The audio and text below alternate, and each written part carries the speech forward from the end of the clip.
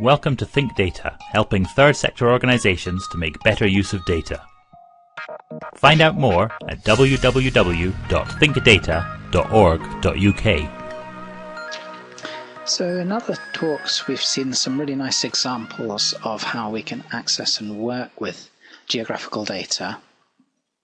And then of course in typical academic style, in this last talk in the webinar, I'm actually going to think critically about the use of area-based socioeconomic profiles. And I'm going to argue that there's one or two things that we have to be really rather careful about if we want to get a good understanding of social processes that are in some way connected to studying or understanding third sector activities. So I'm starting with SIMD, the Scottish Index of Multiple Deprivation. It's been used in one or two of the other presentations in today's webinar. SIMD is produced by the Scottish Government. The website at gov.scot has lots of information about the SIMD data resource. On the front of the web page, they describe SIMD as a measure of small area multiple deprivation circumstances. Basically, it divides Scotland up into small areas known as data zones, typically with about 1,000 people in them. And in each data zone, a ranking is calculated based upon a number of indicators of deprivation. So the Scottish Government themselves, they argue SIMD is a tool for understanding the circumstances of places, for targeting policies and funding when area concentrations of deprivation are relevant. If you have a look at the Scottish Government website on SIMD, it's well worth exploring the materials that they've got on that page. There's lots of high quality data information about what SIMD is, how it works, guidance on the details of SIMD and the construction of SIMD, tools to actually download data about the data zones, including the SIMD profile. A nice frequently asked questions section. I certainly found that helpful to explore what common FAQs are about SIMD and its strengths and weaknesses. If you follow through the Scottish Government website, if you follow the publications linked, you'll get to the publications, what they call the publications portal, which provides a number of different ways of finding out SIMD statistics about local areas or contexts. For example, you can put in a postcode and look up what the SIMD value or the SIMD ranking is for that particular postcode. One option is to download the data itself, and this comes in many different formats. Usually you're downloading Excel files at various levels of organization or aggregation. One of the files is basically a listing of all the data zones in Scotland, the SIMD values and other summary statistics. I've actually got that file up in my Excel session here on screen at the moment. SIMD is a ranking of about 6,000 data zones, each with 1,000 people. Rank 1 on SIMD is the most deprived of all the data zones. Rank 6,000, down at the bottom, 6,505 is is the least deprived of all the data zones in Scotland. Craiglochet in Edinburgh. As I broadcast this, or as I record this session, I'm sat in Stirling near Bridge of Allen, one of the most privileged places in Scotland. Well, I say privileged, I should say least deprived. One of the most important methodological points about SIMD is that it's not a measure of privilege and advantage, but a measure of deprivation or relative deprivation, lowest levels of deprivation in some of the areas that are on screen at the moment. If we scroll to the other end of the Excel file, these are some of the areas with the highest deprivation ranking in Scotland. Fergusley in Paisley, Postle Park in Glasgow, Keppoch Hill in Glasgow.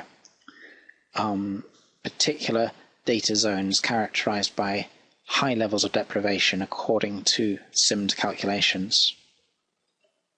So when SIMD declares that somewhere is deprived, what's it basing that on? It's a rank of a number of indicators about small areas, taking account of a number of different bits of information. Data on the income, levels of people in the data zone, employment patterns, health data, education, locality in terms of access to transport links, crime rates, housing data. In this slide, the percentage, this is taken from the Scottish Government website, the percentage indicates the relative influence of each of these indicators in constructing the SIMD rankings. SIMD is a ranking, SIMD 2012, a ranking from the most deprived to the least deprived data zone in Scotland from 1 to 6505 in rank order. Been a number of SIMD versions in the last decade or so, published in Scotland. Because it begins as a ranking, it's common practice to convert SIMD into clusters of ranks, such as 5 groups of ranks, quintiles, or 10 groups, deciles, or some other summary tool. For example, a number of social statistics report whether or not a data zone is in one of the 15% most deprived in Scotland. That's become a common way of using SIMD. And it's a geographical piece of data, SIMD. It's a characteristic of the area, the data zone. And accordingly, geographical visualizations of the distribution of SIMD are quite commonly shown. Here's an image again taken from the Scottish Government website of colour coding for the most deprived to the least deprived data zones in Scotland. It's quite hard to see some of the most deprived because they're concentrated in urban areas, but the most deprived in general are in major cities, with a few exceptions, rural areas of relatively high deprivation, taking account of income, employment, health. So the Western Isles, Keith, Ness and Sutherland have a few areas of relatively high deprivation too. So SIMD is an important tool in Scottish social statistics. The rest of my talk, I'm going to reflect on what SIMD contributes to social science understanding, but also some of the risks associated with using it. I would say with the Scottish Index of Multiple Deprivation, it's best to think of it as one of lots of different ways that we can understand social inequalities and how they're related to other things. First, there's lots of other area-based indicators of social inequalities that it's worth being aware of. And actually, I would argue that in the contemporary social sciences in the UK, it's increasingly common that people drift towards using area-based socio-economic profiling tools to describe social phenomena that they're interested in. Danny Dorland's a popular and influential social scientist describing social inequalities. Makes a lot of use of graphical visualizations of area-based summary statistics. One of the sources he frequently uses, a colleague of his, viewsoftheworld.net, has some really nice and creative ways of representing geographical inequalities. I think in an earlier talk, Alistair Rutherford was illustrating some of these. This image, for example, the size of countries proportional to the number of refugees taken in the European Union in 2015, to get a nice geographical visualization of an important social inequality, social statistic, differences between countries in refugee, asylum seeker submissions. So SIMD is just one of a number of summary tools, many of which are geographical, but there are also lots of other non-geographical summary tools linked to social inequality that it's worth being aware of. If you're interested in much more on this, have a look at our third webinar in the CSDP series when we talked about standard measures and variables and had some materials specifically on measures related to social inequality. And there's academic writing on this as well, Buhlmann and Schur et al., for example. The image I'm showing is about understanding social inequality by measuring occupations. Typically, one of the ways social scientists understand social inequality is to record people's occupations, detailed occupational positions. SOC 90 are a listing of occupational titles, for example. And then they categorize them somehow into groups or into some sort of scale of relative advantage, disadvantage. So, for example, NSSEC is a widely used social class measure based upon occupations, categories of occupations from those that are defined as more privileged to those that are defined as less privileged. CAMSIS is another tool that does the same thing. It scales occupations according to relative social advantage. And the point is, if you're wanting to analyse and understand social inequality and its impact, there's a lot of other things at the individual or household level that you could use that are different, obviously, to area-based social classifications. Social scientists use all sorts of things to understand positions in a social inequality structure. But occupation is very commonly used, educational level data, housing tenure, information about the wealth or assets that people have, consumption patterns, holiday patterns perhaps, car ownership, whatever it is. Lots of different things can be used to measure and understand social inequality circumstances. Personally, I would tend to argue that a lot of these individual level or household level measures are often better ways of reliably understanding particular people's social circumstances than would be a geographically based profile. But of course it depends what you're trying to understand and study in this respect. So SIMD is an important geographical tool of understanding social inequality, but it's of course not the only one. And then some possible critical reflections on geographical tools generally and SIMD specifically. I'm going to say some positive and less positive features about SIMD specifically, and then some wider issues about using area-based summaries of inequality. SIMD does have lots of really nice features.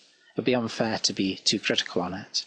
It's very high quality in its methodological preparation. It's clearly documented on the Scottish Government website. Lots of preparatory work has gone into its construction. The fact that it's freely downloadable to people makes it very transparent and easy to use. And it is, of course, tapping into a genuine social reality that makes it a good predictor of people's behaviours. SIMD will tend to be correlated with other things that are about social inequality. So it can be used for example, policy-oriented decision-making. And another attraction of SIMD is that quite frequently in Scotland, existing data sets such as social survey data sets will often have SIMD data linked to it. So if you get, for example, the Scottish Household Survey data set, for instance, one of the things that's connected to records on that data set will be information about the SIMD profile of the place where the respondents are living. SIMD has just one or two technical or operational challenges, specific things about it that are a little bit hard to work with, but nothing too terrible. It is complicated as a measure, SIMD, because it's a rank. It's not a score of social inequality, but it's a rank of multiple deprivation. And ranks are difficult to use in some statistical senses because it's hard to think in terms, for example, of average ranks or making other aggregate summaries. SIMD is, of course, specific to Scotland as well, so it doesn't generalise easily or doesn't aid comparisons out with Scotland, of course. It's not always easily possible to connect information on SIMD to other data that you may have. You would need to have the right geographical level of aggregation on your own data to achieve the data linkage. The data zones of SIMD are quite local, quite small scale, and the geographical information you may have on other data resources may not necessarily correspond to what you can access through SIMD. So there's one or two specific and operational issues about working with SIMD, but nothing that's exceptional or unusual. So I'm going to make a few comments about wider challenges of using an area-based socio-economic classification like SIMD. almost all data zones will have significant variations within them by employment status, working activities, but also family status, age, and income of individuals within those data zones. All of these things are quite important also to individual behaviours in things related to the third sector and lots of other features. The image on the right, I'm trying to show the 5 different SIMD quintiles in Scotland using Scottish Household Survey data, and we've got the distribution of social classes based upon NSSEC within each of the 5 quintiles. The 5th quintile is the most advantaged SIMD quintile, and the 1st quintile is the least advantaged. The point here is not that obviously there's a pattern of relationship. The most advantaged SIMD quintile has a more advantaged social class profile. The point is that in each SIMD quintile, there's quite some variation in social class positions. So even in the most deprived SIMD quintile, there's a bunch of people who are amongst the most advantaged occupational positions. In the least deprived SIMD quintile, there is a bunch of people in the least advantaged occupational positions. So these off-diagonal cases are the complication, the evidence that not everyone in an area is the same. So of course, when we recognise that, it also means that if we base policies or strategic decisions based upon area level data, we're at risk of getting a few things wrong for some people, misdirecting resources. There's also the challenge of the area boundaries themselves. So SIMD is at quite a local level, the data zone level of about 1,000 people. Different aerial boundaries are important to different sorts of service provision. So, for example, travel to work areas. Somebody could live in a deprived area on SIMD, but travel to work in a more privileged circumstance, or vice versa. But also boundaries linked to education, health service provision, policing and crime, transport. They don't overlap neatly with data zones. So we have problems of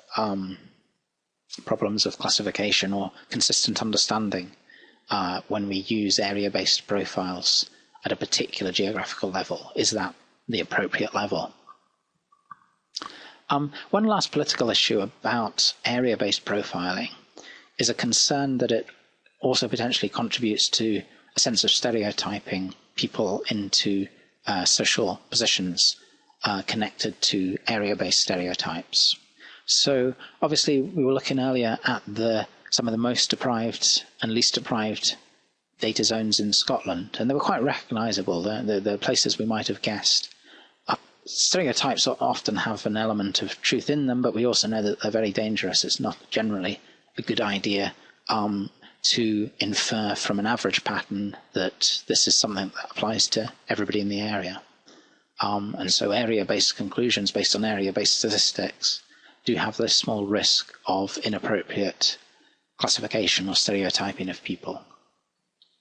So not everyone in an area is the same. One big problem with area-based measures. The other one, areas aren't necessarily great units for analytical research. What am I trying to argue here? The point is that areas are quite hard to summarize. It's nice to know, or useful to know, that one data zone is very advantaged and another is much more deprived. That's a useful descriptive bit of information. But it's quite hard to do much more with it analytically than that description. And that indeed explains why a lot of representations of data based on area-based profiles are maps or cartographies. They're just colour-coded images depicting differences between one area and another. It's useful to know, it's interesting to know, but it's a bivariate description. Methodologically, we'd call it bivariate because it involves two things, the profile of inequality and the area.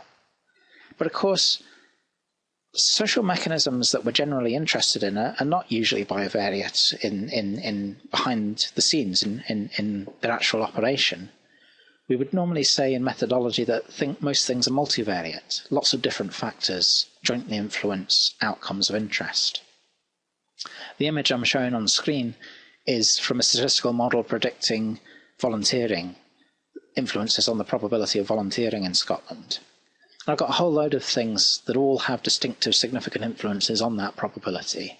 Gender, age, SIMD quintile is one of them, but I've also got occupation, net of SIMD, and I've got marital status in there too.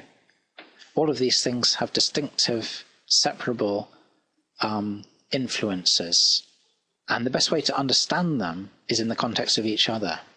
The best way to understand the true influence of marital status upon probability of volunteering is after controlling for age and occupation and SIMD quintile, etc. The best way of understanding social influences in general is in a multivariate context, because processes themselves are multivariate. But the point is, it's quite hard to use SIMD in this multivariate way, or it doesn't tend to get used in a multivariate way. It tends to be used in a bivariate way, just a descriptive presentation of differences from one area to another. Some other reasons as well why area-based profiles aren't necessarily optimal for more complex analytical research. Many area-based profiles, including SIMD, are combined indexes that draw upon several different characteristics influencing their circumstances. But arguably, we don't necessarily want to combine those factors into a single measure. Arguably, it's more useful to know about the different relative influences of the component factors. So SIMD is influenced by income, education, occupation. Maybe it's more useful to know about the distinctive influence of each of these. A couple more specific things I would highlight as well about scientific issues of using area-based measures. With data resources, fine-grained geographical data is potentially risky because it potentially introduces disclosure risks. If you're linking in information about quite local areas to other information, that does increase the chances that the data becomes disclosive about individual people, for example. So using area-based measures introduces a slight practical risk in general terms of data security. Using area-based profiles also has the risk of masking individual changes through time, because for a lot of people, important changes in their circumstances are also associated with area moves. So an area might stay the same in a certain profile, but the individuals within them are not experiencing that stability. They're actually moving in and out, and that's not necessarily being recognized by the characteristic. Area-based profiles are also a little bit technically challenging to work with statistically. It's difficult to aggregate across different areas when you've got an area-based profile, because you've got to make a decision about the appropriate statistical aggregation, which isn't straightforwardly solved. In the case of SIMD, for instance, people often adopt relatively simplifying aggregation tools. So, for example, assessing what percentage of respondents from a survey, for example, are people that live in one of the 15% most deprived wards in Scotland, would be one way of you aggregating SIMD data. But that's thrown away quite a lot of the data to make that simplification. It's not necessarily the richest use of the underlying data. So my argument here is that there's various more detailed analytical issues about the statistical summary of social inequalities, where area-based profiles aren't always the optimal units or tools of analysis. A complicated slide perhaps to look at. Apologies if this is a bit daunting. What I'm trying to summarize in this graph are situations where we can get things slightly wrong using area-based profiles. Here I've done a regression using the Scottish Household Survey 2012 data, and I've predicted as an outcome whether or not people are volunteering. They either do volunteer or they don't. And there's a number of factors going into that regression, including gender, age, SIMD, marital status. And the thing that's been plotted is split up by age. We've got the probability of a person actually volunteering according to the statistical model. So the people with the higher probabilities are those that the model says are based on their characteristics, are relatively more likely to volunteer. But then we've also used colour to distinguish those people who really do volunteer, who are in whatever colour that is. Is it orange? The light colour, and the dark colour are people who don't volunteer. So people with a high probability in the light colour, the models get in their circumstances about right, but people in the dark colour with a high probability, the models get in their circumstances wrong. Vice versa, people with a low probability with the light colour, again, they are volunteering, but the model's saying that they wouldn't be expected to, so they're mispredicted. Whereas the people with a low probability who don't volunteer, the dark colour, the models get in their circumstances right. So here we've used SIMD to predict volunteering. Like all statistical analysis, we've got some errors in the data, but it's interesting to know how SIMD gets it wrong. It's interesting to look at those error patterns. And that's what this text box is trying to summarize. Some people, the errors are they're predicted to volunteer, but actually they don't, category A.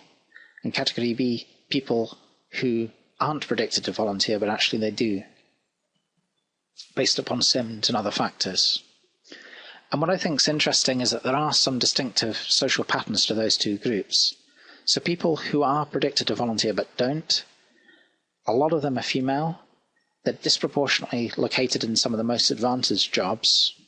And for example, if we look at one of the questions in the survey about reasons they might not volunteer, or reasons that they would give for not volunteering, they're much more likely to say it's a lack of time. So these people up here that are predicted volunteers but aren't volunteering, perhaps they're busy professional women, perhaps, or some of them are. According to SIMD, a number of people are given a low probability of volunteering, but some of them actually do volunteer.